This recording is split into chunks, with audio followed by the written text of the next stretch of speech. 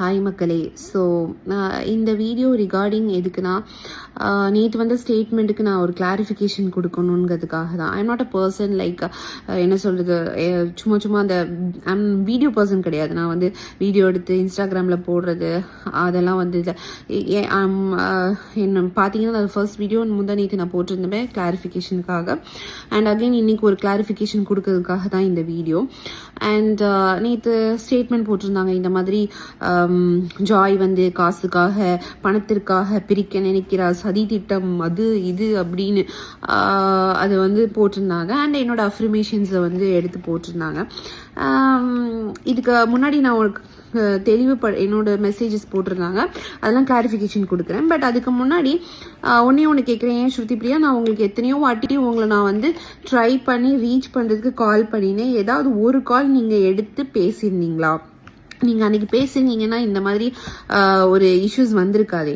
ஏன்னா நீங்கள் அன்றைக்கி நான் வந்து உங்ககிட்ட ஒரு சில கிளாரிஃபிகேஷனுக்காக நான் கால் பண்ணேன். அதுவும் எத்தனையோ வாட்டி கால் பண்ணேன், நீங்கள் என் கால்ஸை எடுத்ததே கிடையாது. அண்ட் அதுக்கப்புறமா ஃபர்ஸ்ட் இந்த அஃப்ரிமேஷனுக்கு ஒரு கிளாரிஃபிகேஷன்ஸ் கொடுத்துட்றேன். ஸோ அஃப்ரிமேஷனை ஒரு பெரிய குத்தமாக எடுத்துகிட்டு வந்து பாயிண்ட் நம்பர் 6 பாருங்க, பாயிண்ட் நம்பர் 7 பாருங்க, பாயிண்ட் நம்பர் 8 பாருங்க, பாயிண்ட் நம்பர் 9 பாருங்கன்னு போட்டிங்களே.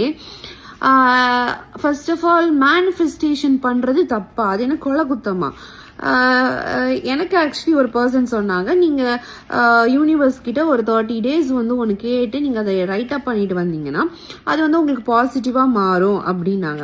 ஸோ அதை நான் ஃபாலோ இன்ஃபேக்ட் நான் 30 days கூட நான் ஃபாலோ பண்ணல. ஐ திங்க் இங்கே தான் அந்த நோட் புக் இருக்குது. ஸோ ஐ திங்க் 11 days தான் ஆக்சுவலி ஃபாலோவே பண்ணியிருக்கேன்.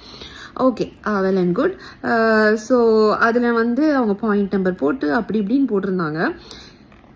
I want my husband Rangaraj to give me 8 lakhs. So இந்த கிளாரிஃபிகேஷன் என்னன்னா, ஆப்வியஸ்லி ஒரு பொண்டாட்டிக்கு கடன் இருக்கோ, இல்லை ஒரு பொண்டாட்டிக்கு ஒரு வாண்ட் இருக்கு, அதை வந்து அவள் பக்கத்து வீட்டுக்காரன்ட்ட கேட்பாளா இல்லை புருஷங்கிட்ட கேட்பாளா? ஸோ மாதம்பட்டி ரங்கராஜ் என்னோட ஹஸ்பண்ட், ஓகேவா? ஸோ கால்ட் ஹஸ்பண்ட் கல்யாணம் பண்ணிட்டாரு. ஸோ ஆப்வியஸ்லி ஹஸ்பண்ட் தான். இன்ஃபேக்ட் அவர் தான் கல்யாணம் பண்ணார், உன்னை கல்யாணம் பண்ணிக்கிறேன்னு சொல்லி கல்யாணம் பண்ணார். அந்த ஸ்டேட்மெண்ட்டை இப்போ வேறு மாதிரி மாற்றி சொல்கிறாரு. ஸோ அதை நான் அந்த கிளாரிஃபிகேஷன் கொடுத்துட்டேன். ஸோ அவர் கல்யாணம் பண்ணார், ஒரு குடும்பம் நடத்தினார்,